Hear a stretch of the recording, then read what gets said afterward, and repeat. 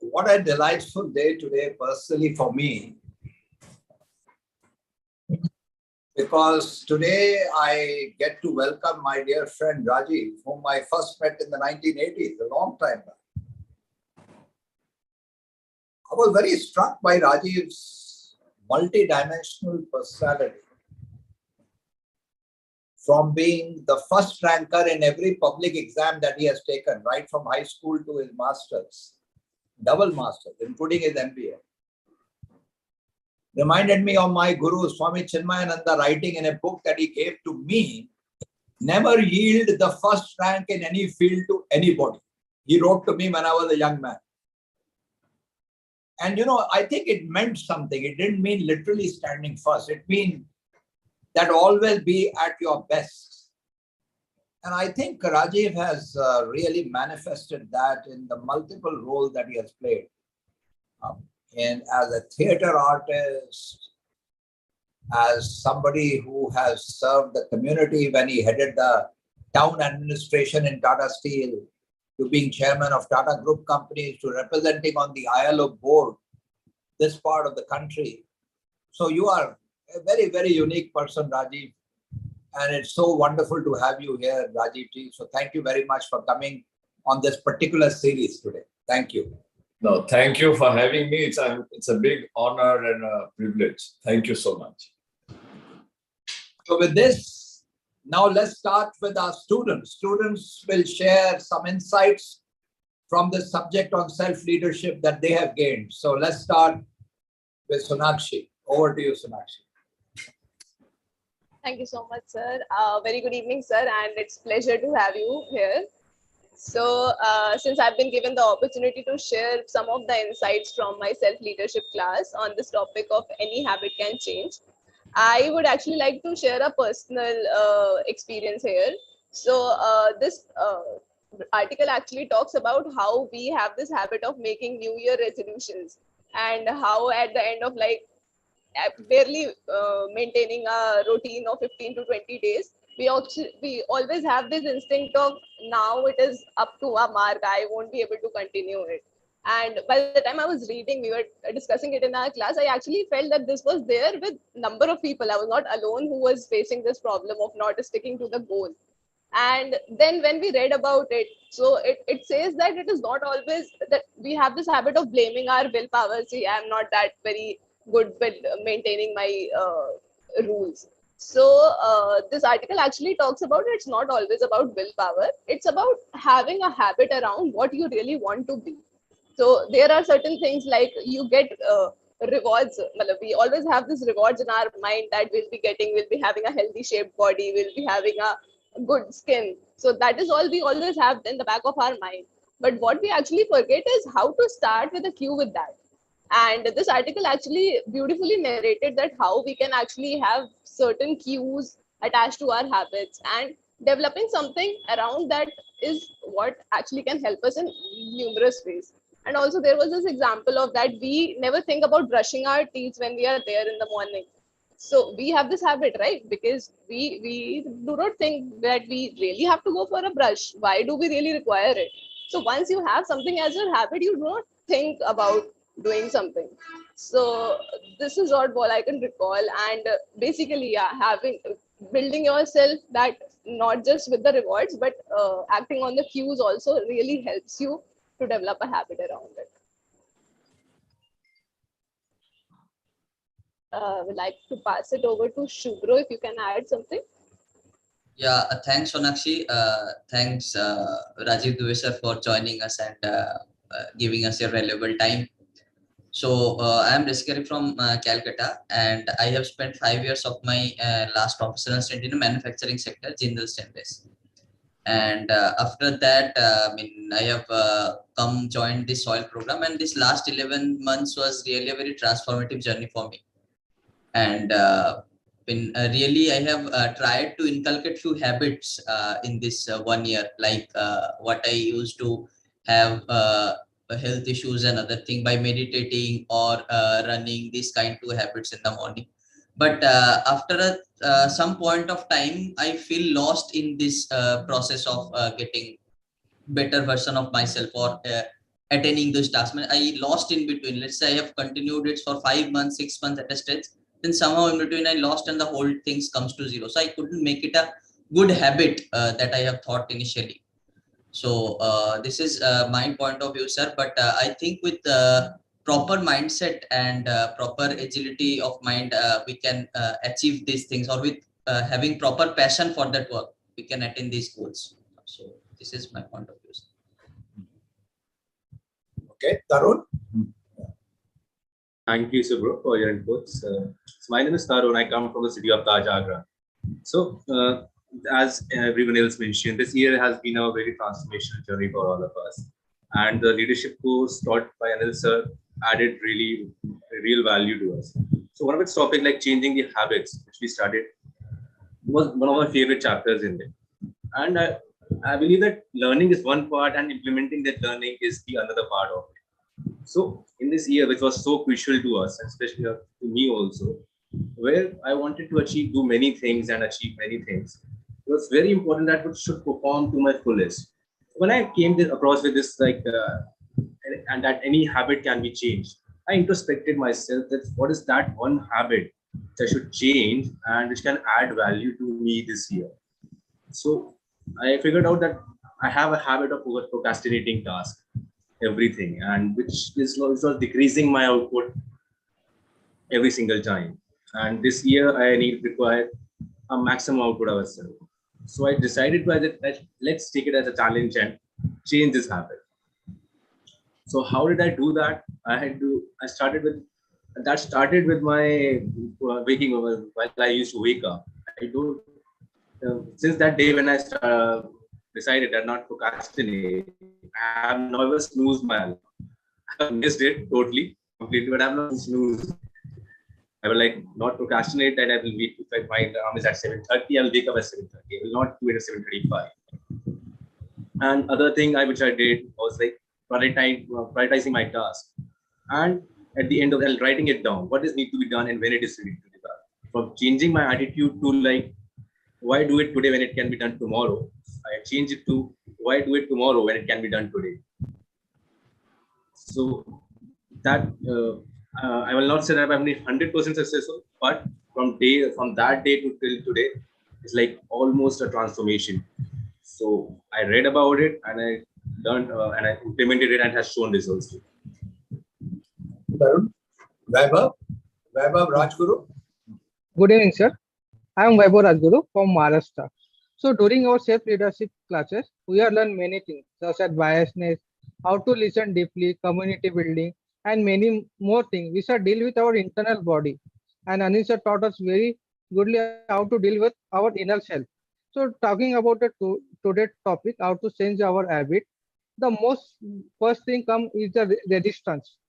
The New Year resolution that fail because most of the time resistant to change that we like to believe. Resistance is what happens when our unconscious hold us back from making that changes. We unconsciously desire it. Resorting to behave differently won't tell. So what can we help to trying to figure out?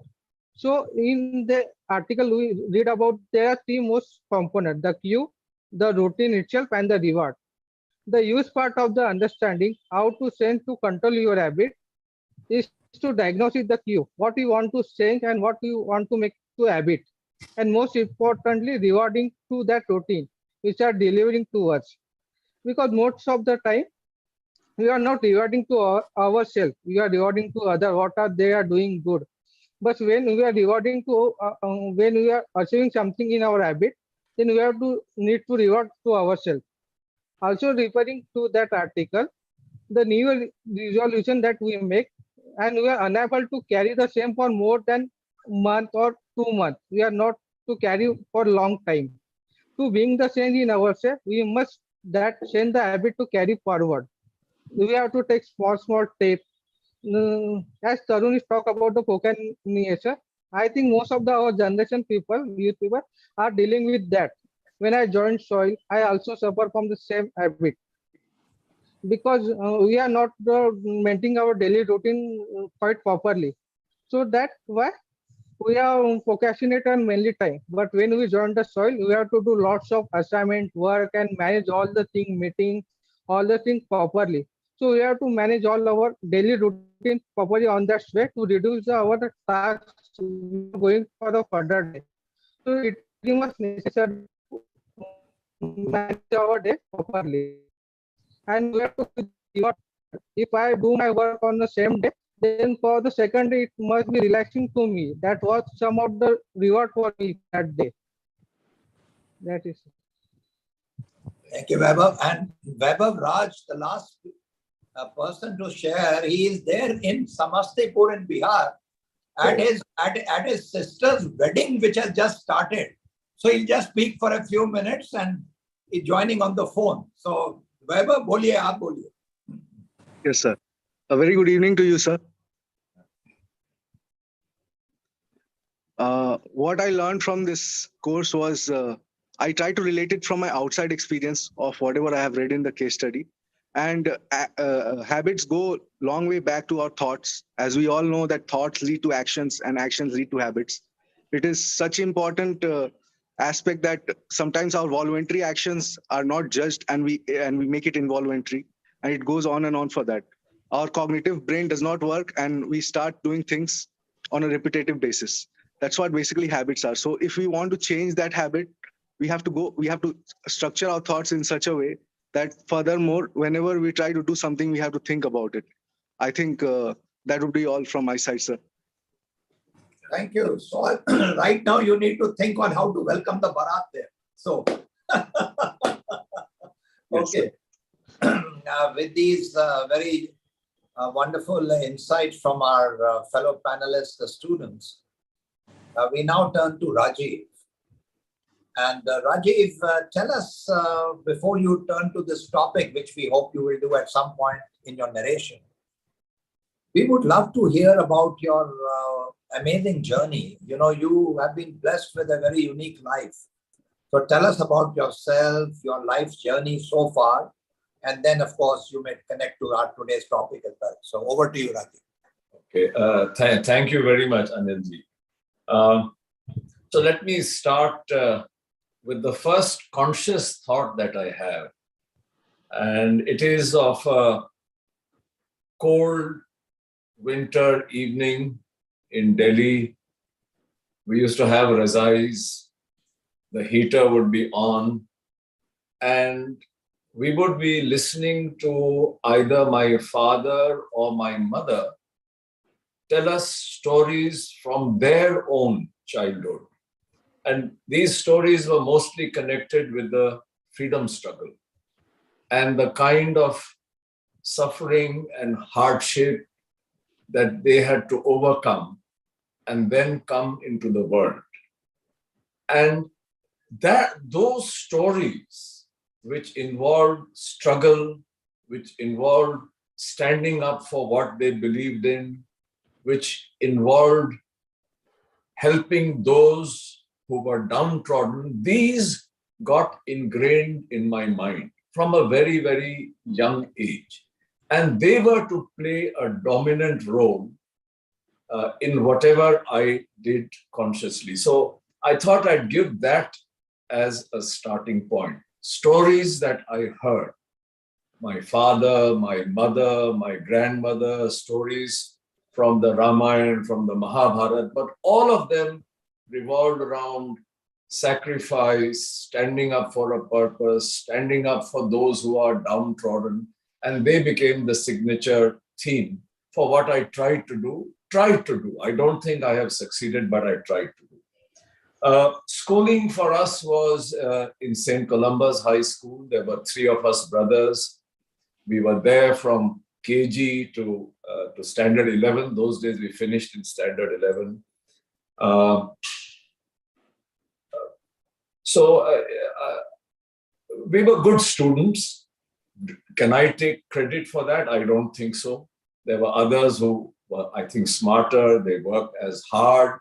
But somehow, you know, all 3 of us used to do rather well. I mean, in fact, none of us ever came second in any exam. My mother And I'm not trying to be boastful at all because it is nothing to be proud of. I'm just, since I have to tell stories, I'm telling you. My mother says that the mothers of the other children used to come to her and say, what do you feed your children, Mrs. Dubey, that all three of them always come first in the class? So now, was that something which made me happy? I guess it did, but it also put a lot of pressure on me because, I had an elder brother who was just a very brilliant guy. He is now a professor of game theory at Yale. I had a younger brother who was also brilliant. And I was the sandwich, the man in the middle child, unsure, always felt inadequate, always trying to prove to my parents, to my teachers, that I'm as good as my elder brother, or I'm as good as my younger brother. And this actually almost became a huge pressure on me. And I remember once, and I just want to then move on from here, because doing well in studies is also a heavy burden sometimes. And and if one can just take it lightly and not worry about it, class mein first aaye, 10th aaye, kya farak padta hai? If one could have that attitude, I think one would be happier. But I didn't. I have to come first. I have to come first in every exam. 3 exams in a year. I have to come first in the country. All those things, became a real pressure on me. And I think, I had to really change that habit of wanting to prove myself, of wanting to get approval. And that's why I'm telling you this. And I remember one incident very clearly. I was, I think, in the 4th standard, and some boy in my class came and told me, Rajeev, you've come second this time in this exam. And I went home and I didn't have my lunch. I went up to the bathroom, locked myself there and started crying and crying and crying. And my mother got really worried and my nani was there. They both were knocking on the door. And, I'm saying, no, I'm not coming out. That was really bad. No one should do that. But that's what I had become. Anyway, I go forward now. I did quite well in the school leaving exam. Came first in the country in the science stream. And then I went into the university and I had a pretty rough time in the university. I had a rough time. I started getting inexplicable headaches and I started getting insomnia and I couldn't understand what it was. And I remember in the first year, after a long time when the results came, I actually had not come first. I think I was 8th in the university. And that was, unfortunately, a shattering experience for me. Anyway, life went on. I remember my memory of college, I did a lot of theater, but predominantly my memory of college, and I'm being very truthful, maybe Anilji also doesn't know that, was largely of headaches and burning in the eyes and just wondering what the hell was happening to me. And still struggling, I'm not going to give up. I'll just carry on, do theater, try and do well in studies. And I remember in my final year, I told my mother, I want to drop out. I can't read. I don't know how I'm going to take these exams. And she said, don't worry. Even if you get a 3rd division, it doesn't matter.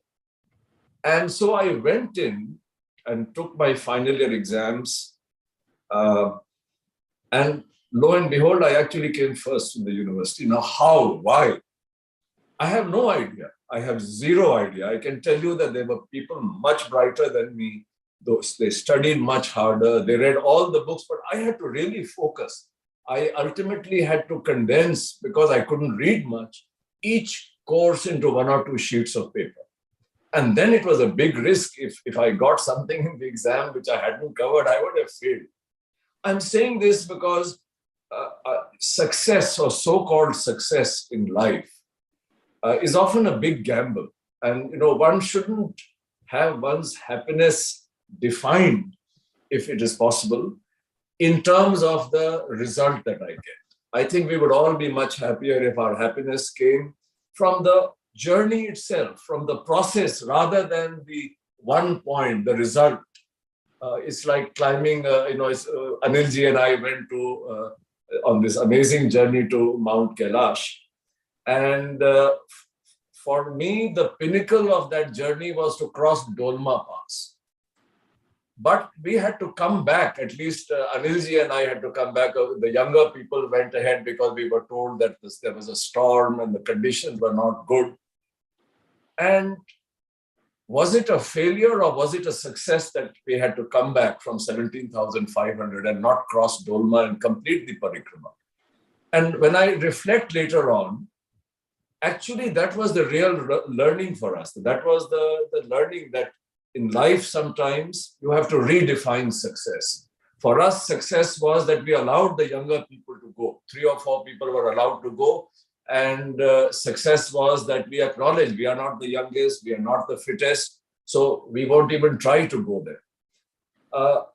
So the point I'm making is that in my life, yes, I have had outwardly success in studies, and I'll just come a little later on. I don't know how many minutes I have, Anilji, because I think I'm going too much. No, you have another 15 minutes. 15. So the point I'm making is that I learned a little late in life that we have to be really careful about how to define happiness. It's very easy to get caught up and define happiness in terms of I must come first in the exam, or I must join St. Stephen's College, or I must join the TAS, or whatever we define. And then I realized that actually that one point of the so-called achievement is just one point in life. But life is a journey. And can I make myself happy at every point in that journey? That became, for me, for many, many years, the struggle and my aim and my objective. Anyway, I cut back from St. Stephen's College. I went into the Delhi School of Economics. I was keen to become an academic. That was my first choice. But because of my eyes and my headaches, I couldn't read very much. And so I had to come to the conclusion that I cannot be an academic. Even if I make it, I'll be a third-rate or a second-rate academic. And for me, if I went into academics, then given my rotten desire to always do well, the Nobel Prize, I should be capable of getting the Nobel Prize in economics. And since I can't do that, let me settle for something which I can just manage, since, I've been given this blessing of headaches. And, my father was a civil servant, so there was academics, and then after that it was the civil service. But for that also you have to study for an exam. I can't study, so what do I do? And then I heard about something called the TAS, Tata Administrative Service. And I was told you don't have to take an exam for that. You just have to go for interviews. I said, okay, good, this is up my street, let me try. And my father also said, Tata's to theek hai. I mean, they also, work for the nation. And for me, this dream of contributing to the nation, can I help in creating an India where no child goes to bed hungry, where no human being is struggling to find clothes to wear, where people can get medical attention, where kids can go to school. These were the kinds of things I wanted to do, and I had thought I'd do it through academics, then through the civil service, and then Tata's also, are helping to build the nation. So let me go and take the TAS interviews. And again, you can call it luck, fortune, whatever. I made it through many, many rounds. Those days, they used to have 1 week of one test after another, chairman situations, IQ test, falana, dhimkana. Anyway, I made it through to the final round, and I remember the evening before the ultimate round, before the final TAS committee, which those days the chairman was Mr. J.J. Bhabha. And it had a lot of big Tata guns there. I was called by Dinsha Malegamwala, who was member secretary of the TAS committee, and for some reason he had taken a liking for me. So he said, Dubey, I want to share a concern with you. I said, oh, hell, he's going to tell me that I have been dropped. He said, most of us have liked you, but we are very worried that you're a Naxalite. I said, Naxalite? Why do you think that? No, you had a big argument with Dr. Freddie Mehta, who was the chief economist of Tata Sons in those days. You also did not agree with Dr. Hanan Ezekiel, who was the chief of the Tata Economic Consultancy Services. And you were talking about people and you were talking about socialism. And so we are very worried that if we take you, are we bringing a Naxalite into the Tatas? So I told him that no, if I was a Naxalite, I wouldn't have come for the interviews. Anyway, so he believed me and I made it. And once I got into the Tatas, I was very, very miserable. I was very unhappy during my probationary period. One, I had to leave Delhi. I had grown up among the trees and the wide open spaces of Delhi. Lutyens Delhi, studied in St. Stephen's College, the Delhi School of Economics. We were talking about the nation, building the nation. And suddenly, I'm surrounded by people. Out of my batch of 9, 7 were from IIM Ahmedabad, the number 1, 2, 3, 4, 5, 6, 7. And these guys were very focused guys. They were all engineers and they were MBAs and they were, talking about profit and return on capital employed and MBO, management by objectives, all these things, which to me was very, very painful. And somewhere, I don't know how I made up my mind that if I get the position of executive assistant to Rusi Modi, who was at that time the managing director of Tata Steel and who I had never met, and I get a posting in Jamshedpur, where I'll be among the hills and the trees. If I get that, I'll stay in the TAS. Otherwise, I'm leaving the TAS and I will try for the IAS. So I told the TAS committee that, look, I want to join Tata Steel. And they said, Tata Steel, are you out of your mind? Mr. Modi doesn't care for the TAS. He has the MAS, the Modi Administrative Service. He won't even give you an interview. I said, no, but please get me an interview somehow. And then I found a TAS guy whose good friend was a guy called Aditya Kashyap, who was the executive assistant to Rusi Modi. Anilji knows all these characters very well. So I went to this guy. His name was Vinayak Namjoshi. And I said, Vinayak, can you please talk to your friend Aditya Kashyap and get me just one interview with Rusi Modi? So he said, okay. And he talked to Aditya Kashyap. And I don't know why Aditya Kashyap got me that interview with Rusi Modi. And this for me was a do or die interview. And I'm saying this because then I spent 29 years with the Tata. Anyway, I got an interview and the Bombay House guys in the TAS secretaries were shocked. They said, wow, you managed to get an interview to see Mr. Modi. You're a really lucky guy. I said, well, maybe I am. Anyway, I go to see him. It was someday in December in Jamshedpur. And I walked into Rusi Modi's room, which to me at that time looked as big as a football field. And he was sitting literally on a throne, huge chair. And he was smoking a cigar and he had a multicolored shirt on, which was open, and there was a gold trinket I could see on his chest. And so his first question was, why do you have a beard, Rajeev? So he started off with that question. And then, we went on talking about all kinds of things. He didn't ask me one word about what I had studied, but 1 hour we talked. And then at the end of that 1 hour, he said, do you want to work for me in Tata Steel?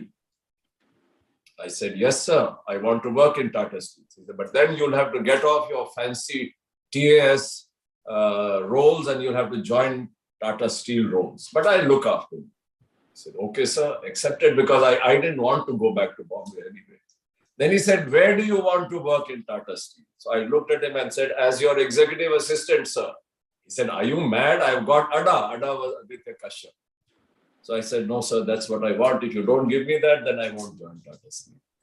So he looked at me for 2 minutes. We were both staring at each other. And then he said, okay, but for 6 months, I don't want to see your face.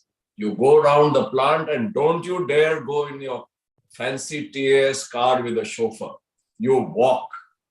You walk inside the plant and you go and spend 1 week in each department and then come back and see me. Anyway, so this was a short story I wanted to tell you about the high risk that I took. But I had made up my mind. If I don't get Rusi Modi's executive assistant, I'm leaving. Anyway, so I was his executive assistant for 2 years. It was a great learning experience. Then I wanted to go to the marketing division, went into the marketing division. Then I wanted to do my MBA. I felt completely lost without an MBA. I just had this economics degree and I felt very inadequate. So I applied to Yale. Why to Yale? Because my elder brother was a professor there. Like an idiot, I did not apply to any other university. One university I applied. That was the Yale School of Management. Anyway, by the grace of the Almighty, I got admission there. Then I went to Rusibodi because I had to take leave. He blew his top off. He said, "Are you mad? You want to waste 2 years? You think you're going to impress me when you come back by saying I'm Dr. Dubey from Harvard or Yale?" I believe what my old grandmother told me, that knowledge got is better than knowledge taught. So as far as I'm concerned, you will have missed out 2 years. And then when you come back and I put you at the same level as people who are 2 years junior to you, how will you like that? And I know what you want to do. You want to go and enjoy yourself. Take a paid vacation on the French Riviera from my side. Go and be there on the French Riviera for a month, but you come back here. But I did not listen to him. I said, "No, sir, I want to go." So he said, "You're making a big mistake, young man." I said, "That's fine, sir. I'll pay for it. I'm going to go." Anyway, so he let me go and he also took me back, I must say. That's another story by itself, but I don't want to get into it. So I came back and, Tata Steel, I went through marketing division. I was the senior area manager. Then I got one day, Rusi Modi called me and said, "I'm sending you to Delhi as the chief resident executive." How many minutes more, Anilji? Another 7 minutes. Okay. So then I'll cut short. I went through various positions in Tata Steel. Then I was told that I was being sent as the general manager, town services, which was one of the most fascinating experiences of my life. And it was running a township. The town division had 6,000 people, roads, electricity, water supply, sewage, sanitation, security, schools, parks, markets, for a person like me who had no idea. And mostly these jobs were done by former government people. Anyway, I did that. I think some of the richest and the most difficult experiences of my life were as general manager town. And I could write a book on that, including how I had to change the route by which I went. I had to change the car by which I traveled many times.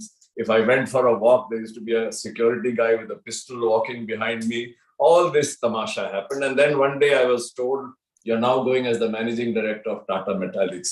Around about that time, I had met Anilji in the late 80s. And then when I went to Tata Metallics, I actually worked with ECS on a transformation of that company. And it was an amazing experience. 4 years I was Tata Metallics. Then one day I got a call from Dr. Irani's office. Dr. Irani had become the managing director, and Jahangir Ardeshir rang me up to say, "Rajeev, Dr. Irani has agreed that you can go to Bombay House and be interviewed for the position of managing director of Rallis India." I didn't even know what Rallis India did. I thought they made cycles and fans. But actually it's an agrochemicals company, and it was a pretty, in those days it was a decent company, large company. I went there, there were many people who were interviewed. I got selected, very tough assignment. Again, I worked with Anilji. By that time, I think you had morphed from ECS to Grow Talent, and we worked together. It was a bittersweet story. And at the end of 3 years, I had to put in my resignation. And I think that was perhaps the darkest period of my life. But what it did was that it taught me that I should not be feeling that I am the victim of circumstances. See, I was feeling horrible. I was feeling a victim. I was very angry with one person. How can he do this to me? And how terrible! And look how unfair he has been to me. And I'm going to do this, and I'm going to do that. As long as I was caught in that web of pity and being a victim, life did not move. But my father spoke to me, and he said, "Look, you should be thanking this person and not getting angry with him. You know, it's God who has come and opened up many vistas for you. And don't just think that this is the end of the world. It could be the beginning of a whole new world, and it is the beginning of the whole new world. And then, in a moment of epiphany, a transformation took place in my mind. That I said, I am not the victim. I am the creator of my life. What has happened to me is something that I have created. And if I'm so powerful to create a mess of this kind, my God, I'm powerful enough to pave a new path for me and strike out and make a new life for me. And that moment that I moved from being the victim to taking responsibility for my actions was a turning point in my life. Lots of things happened. I got a job with the Mahindras, and it was an amazing, amazing 18, 19-year journey in Mahindras, where actually from having run 2 companies, I was given HR. And I remember Anand said, I'm looking for a business person to run my HR. And I said, look, I don't know anything about HR. I've never done HR. But he said, that's precisely why I want you.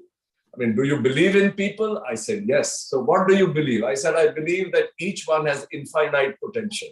And the role of a leader and the role of an organization is to unleash that potential in the achievement of the purpose of that organization, right? And he said, good, that's just the kind of person I want. You'll have a big team, you'll have lots of professionals, but I want you to be the connect and the bridge between business and HR and help to create an organization where people can be the best that they can ever be in pursuit of the purpose of the Mahindra Group. And so that amazing journey started. And I said, you know, please give me a small business to run also. So he said yes. And he gave me a small business, an existing business to begin with. And then when a new business was being carved out, he made me in charge of that, along with my HR and corporate services responsibilities. And I spent 19 wonderful, wonderful years after that, what I thought was the end of the world for me, when I had to put in my papers in Rallis. And I want to end now, and then we can open up. Anilji, I must be towards the end of 20 minutes. I'm sorry if I've been all over the place and I took too much time in some parts of it, but you can well imagine that, you know, there's so much that I could talk about.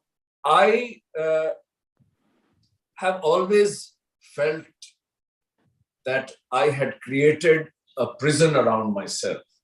And I wanted to fly like the eagle, but felt that I was slithering in the mud like a lizard. And this desire to fly like an eagle took me into a lot of things. The one that has really stayed with me, which I do a lot, is yoga.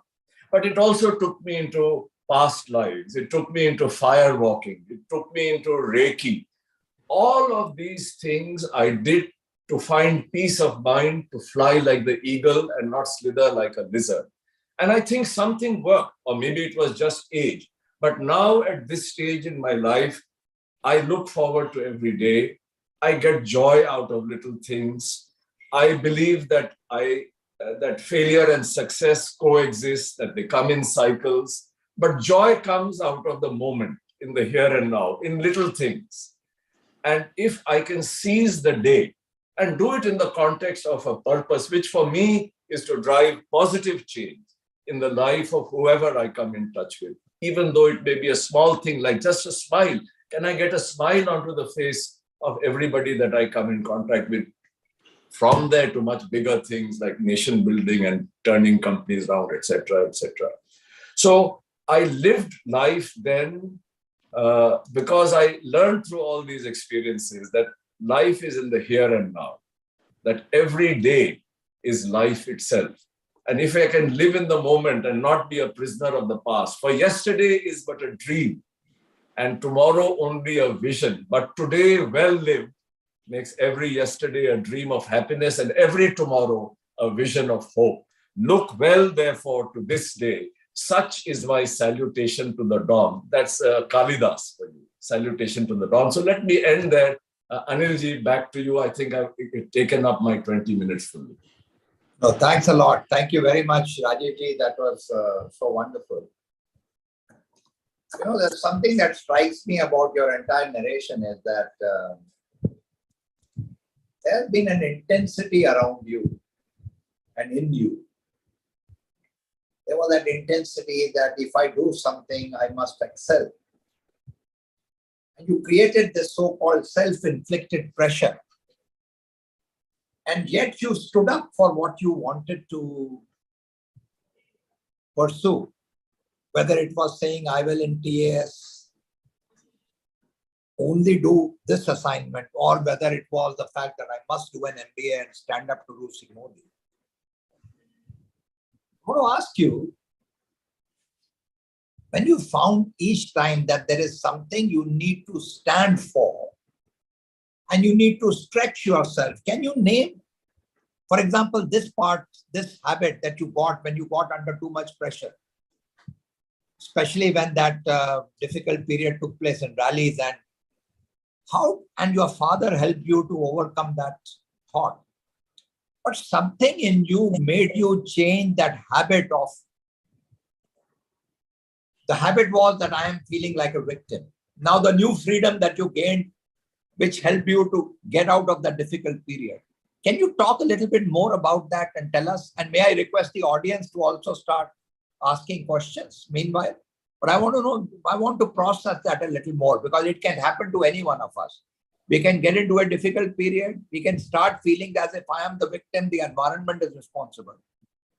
Can you describe how you gained freedom from that feeling? Okay, it's not an easy question, Anilji, but let me try. So I had a dream, right? There was a purpose that I had, which was, can I do things which will drive positive change in the lives? Can I contribute to creating a better India? Can I create, so I had that dream, and I, was looking for how to actualize that dream. And I saw, and it was partly emotional and it was partly intellectual, I was aware that I had built myself into a situation where if I continued thinking like that, I was never going to get away. I would be stuck in there, full of bitterness and anger and jealousy. And I think somewhere unconsciously, I connected with my own self. This, who am I? And who am I? It was not a person who was happy or given to feeling sad and feeling hopeless and feeling angry with somebody and wanting to, harm somebody who had harmed me. That was not me. The me that I connected with was somebody who wanted to do big things, somebody who wanted to be smiling, somebody who wanted to bring joy into the lives of people. So I think I actually perhaps connected with my own self, with my purpose, if you like, or with my true self. And I got a wisdom from there that led me to become aware that that getting into that victim trap was not going to help me to achieve my purpose. So I think it was the wisdom that I got by somehow being able to connect with my true self that enabled me to become aware that I was stuck in a mindset that would lead me only to sorrow and despair. And then, that epiphany happened. I was listening. I was, fortunately, I was not trapped in my own past, because that's the danger, Anilji, that we get trapped in our own past of either success or failure. And we forget to be aware of the possibilities that exist. So I think in every moment there are possibilities, great possibilities. In every human being there are possibilities. And can I have the wisdom to focus on the possibilities rather than on the constraints in the situation? Can I use failure as a leverage to create the path to, I'm using the word success, but it is actually as a path to achieving my purpose in life. So I would say that's what happened to me. Maybe I was lucky, because I could have gone into a downward spiral also. Anything could have happened to me. Thank you. And this happened again and again. I just allowed myself to be connected to who I was deep inside and to my purpose. That is how I could stand up to the TAS secretariat, or stand up to a Rusi Modi, or stand up to a person whose name I don't want to take, but Anilji, you know him in Rallis. And I said, no, I'm not willing to sacrifice that thing which means so much to me. And I'm willing, maybe like an idiot, to suffer the consequences, but I will stand up. I will sort of be spoken for. I will be counted.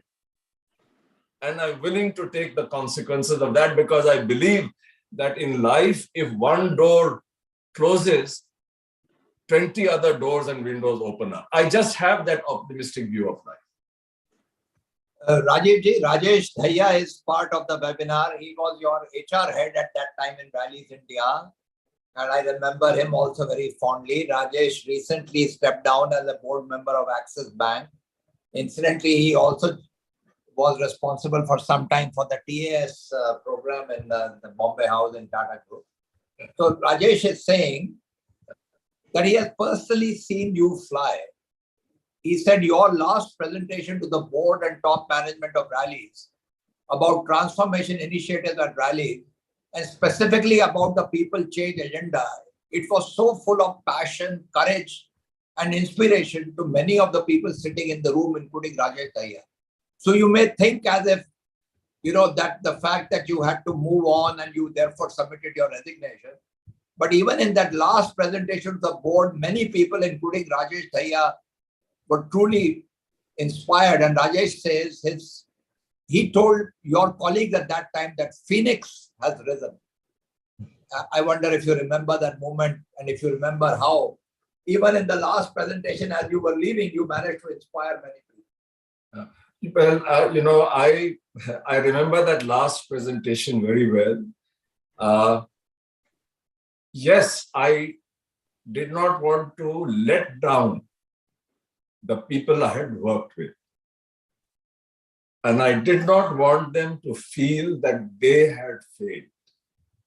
I was trying to convince them with whatever evidence I had that they were not failures and we had not failed. And of course, I guess, there was also a selfish motive. I was trying to exonerate myself and say, look, this is all the good work we did. You may interpret it any way you want. You can, say you have not done this, you have not done that, which may be true, but, this is what we did, because you have to see where we started. I was just looking at some old notes, just because I'm shifting house, I'm opening crates, this, that, and the other. And I saw a letter that I had written to the board 1 year before I left. And there I had said, I had asked an independent person, Deloitte. I don't want to name the person. He went on to be the CEO. Maybe he still, I don't think he became the CEO of Deloitte. I had asked him to rank us on a scale of 0 to 10 on where we were in various things that were going to be audited, where we were today and where we were 1 year ago. And we were at 0 on many of those things, and we had reached 4.5 or 5 or 6. Now, it depends on how you look at it. You can focus on the 4 and say you're only at 4. But you forget that 1 year before, when you handed me the company, we were at 0. So this is what happens in life. What do you look at? Do you look at you are only at 4 and therefore you're useless? Or do you look at you started at 0 and you've come to 4? Now, this is where the appreciative analysis which you taught me. I never heard that word. The appreciative analysis would say you went from 0 to 4. Whereas somebody who wants to find fault will say you're only at 4 or 5 out of 10. That's right. No, but thank you. Thank you for recreating that thing. And I was right through with you during that period. Yes. And I must say that you were very honest to talk about how vulnerable you were at that time. But at the same time, there was also this strong determination. Yes. And I'm so glad that Anand Mahindra spotted that special ability in you. And then, of course, rest is history, because I think you made a very special contribution to the Mahindra group. I don't know about that. Yeah. But coming back to this, I think Sonakshi has a question for you. Go ahead, Sonakshi. You and some other panelists here wanted to ask Rajeev a question. So go ahead. Yeah, sir, it was really amazing to listen to you. But I was just having few things in my mind, because as I would like to stick on to that habit, that any habit can change. And I was finding it a bit difficult, that, like the way you mentioned that you actually were able to cope up with the negativities, and you were able to look at the positive side when you resign from that company. So I think you have actually answered to a certain extent in the previous question itself. But yeah, that was an experience. It's really an experience you would have faced while you are shifting from this level to this level. So how we as we are going to step into the corporate world and we will be handling situations like this. So any guidance for the students like us? Yes. So the guidance I would give is be led by your purpose always. Whatever you do, be led by your purpose. Of course, you can say, oh, what is my purpose? And we can have a separate discussion on that. But be led by purpose, the higher order purpose for which, life is worth living. Each one of us has that. And the second one is be connected to your own self. Don't sacrifice who you are, please somebody else. Because if you do that, I think you may get short-term success, but in the longer term, you'll be unhappy. And number three, in every problem, in every failure are the seeds of success. In every problem, there are huge opportunities. And focus on the opportunities and not on the problems. And number four, there will always be fear. There will always be uncertainty. There will always be anxiety. None of us will ever be able to get away from it. But the good news is that I can take my fear, I can take my anxieties, I can take my uncertainty and still go for it. Go for what I want to do. And that's what I learned in the Firework. Anilji also did the Firework. That's what we do. I have done this Firework many times. Each time I'm scared. I'm scared to death. Will I get burnt this time? But what the Firework does is that it tells you that, look, can you make fear a friend rather than an ally? Can you just take your fear? Yes, I'm afraid. Yes, I'm anxious, but I'll still go for it. I'll still cross that pit of burning coals. So these are the four things I'd like to tell you. And, other than that, you'll find your own answers. I mean, each one of us has all the wisdom and the strength that we require. But we have to connect with ourselves, reach out and connect with your own self and with your purpose. And let that be your guide. Wonderful. Prasanjit Bhattacharya, PJ as we call him, he was with us in ECS and in Grow Talent as well. And now he's the one who then took over the Great Places to Work GPW practice. So PJ is a part of the webinar. He's saying with a sense of smiley face that, Rajeev, when you were the MD there and the Tata group, the ECS consultants used to vie with each other to get a meeting with you because, you had such a great presence. So PJ with the usual smiley, he's saying how special it was to be with you.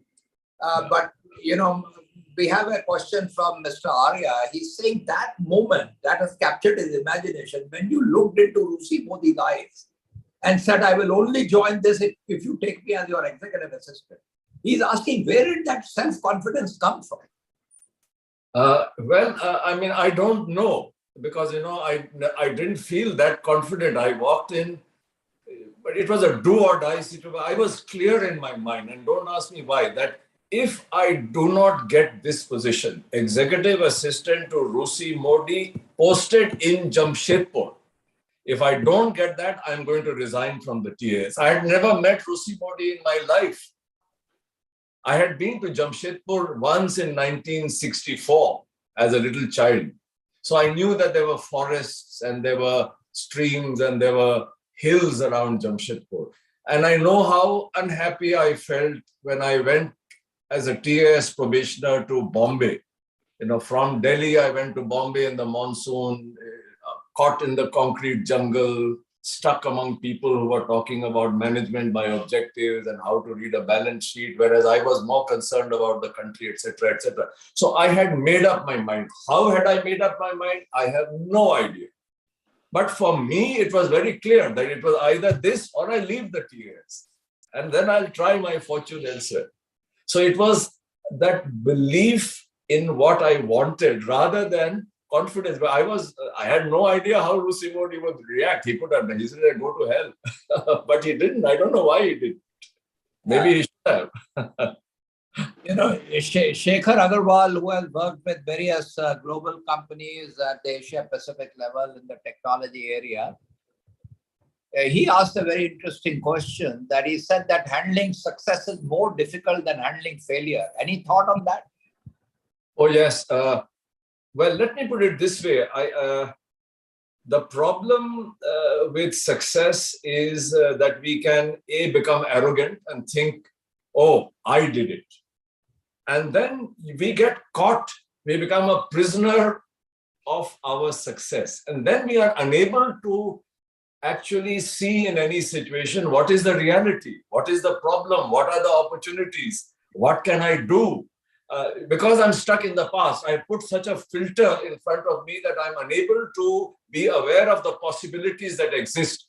And I think innovation, which is really the key now and always to sort of transform or to do things in life, innovation starts with being aware of possibilities. But if I have let success go to my head, and if I become arrogant, and if I start thinking that what I did is the best thing, or that I am the best, I can't improve, I can't change, then I think I'm shutting myself off from the awareness of the possibilities and therefore the path to transformation and growth. And therefore, handling success can be a real problem. But of course, equally, handling failure is also a problem. So I'm not saying that it is more difficult to handle success than it is to handle failure. But I think you have to handle both, in the sense that success must not create an arrogance, must not create in me a commitment to what I did in the past. And equally, failure should not lead me into despondency. So you have to have an equanimity of mind where you take success and failure in your stride, and not identify yourself with your success and your failure. That they know I am not either my success or my failure. I think if I can be aware of that, if I can observe that, then I think I'm a happier person, and B, I can do much more. I don't know. One last question, if you may answer, because we are running short of time, but just one last question. You know, this RISE initiative, how did it help Mahindra Group to realize its full potential? And any particular comments you have about the RISE initiative? You know, the RISE initiative, first of all, it is led by the purpose of driving positive change in the lives of the stakeholders and communities that the company serves. But it makes many assumptions, and one of them is that every person and every situation is full of possibilities and potential. And the role of the organization and the leader is to create the purpose and the conditions that unleashes the potential of people. So that's what RISE is ultimately all about. And then, of course, one can go into a lot of sort of details about RISE, because I lived, breathed RISE for 18 years, and I still do that, because for me, RISE is not only what I did in Mahindra. Fortunately, we got a leader and we got the opportunity, but for me, it is what life is all about. It is about unleashing potential in pursuit of a purpose. Wonderful. And since I had the privilege of working with you, Rajeev, and closely with the Mahindra Group, I can say that, that was really something special that all of you did. So this is time to summarize today's session. So Rajeev ji, here are the 5 things I learned from you today. 1, speak with complete honesty. The way you talk today, absolute honesty, including the way you described why you studied hard, why you were sandwiched between the 2 brothers, and it was important for you to do well. Complete, I would say brutal honesty. I mean, it's very rare to find somebody who's so vulnerable to be able to speak. Second, you really put in effort. When you said there is a goal you picked up, you knew that tremendous hard work and effort required to stand for anything in life. And there is absolutely no substitute to that. Number 3, you took responsibility for your dreams. Somewhere intuitively, you said you have a dream, because Usi Modi at that time in Tata Group was almost like I don't know how to describe him, but he was quite a character and quite a phenomenon. And a part of you wanted to personally feel his energy and therefore that executive assistant position. But you said, I really want this with great intensity. That honesty in your eyes when there was this 2 minutes looking off in each other's eyes and whatever that moment was, Rusi Modi saw that intensity and authenticity and said, okay, this man really wants to work with me. So it should happen. Number 4, you were very honest to talk about all the difficulties you faced, including that very challenging time as the MD of Rallis. When you took over, the company was a sick company. You did your very best and it improved. But of course, the board had its own targets, and for reasons we don't want to discuss here, things happened and you moved on. That particular aspect of saying, there was a failure, and it takes a huge amount of courage to talk about that and to then say, this is how I learned out. The last thing, I was very touched when you, in a very beautiful and subtle way, when you refer to your mother, and Savitri Dubey ji, Rajeev's mother, is an author, she writes, she's an amazing person. Rajeev is blessed that she's still there to bless his life. And the wonderful qualities of your father who looked you in your eyes and said, this is going to happen now because this time has come for you to go through a new phase of your life. The way you talked about how you explored 4 subjects of Reiki, firewalking, past life regression,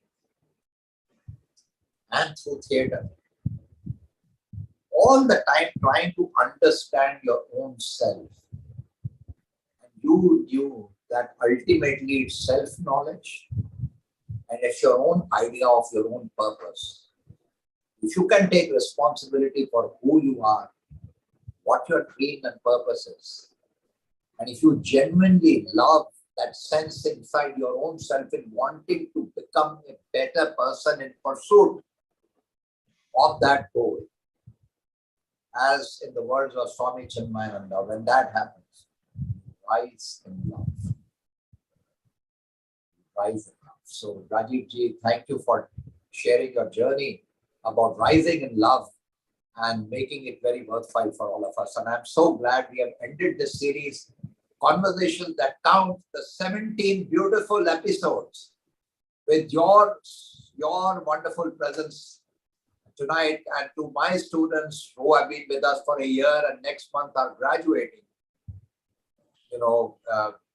Thank you for giving yourself this gift, and thank you for co-creating this amazing series with me. I really appreciate that, and thank you very much. Thank you. Om Namo Shivaya. Om Namo Shivaya, Rajeev. Om Namo Shivaya. Thank you very much, sir. Thank you. Thank you. Thank you. Thank you so much. Thank you, sir. Thank you. Thank you, sir.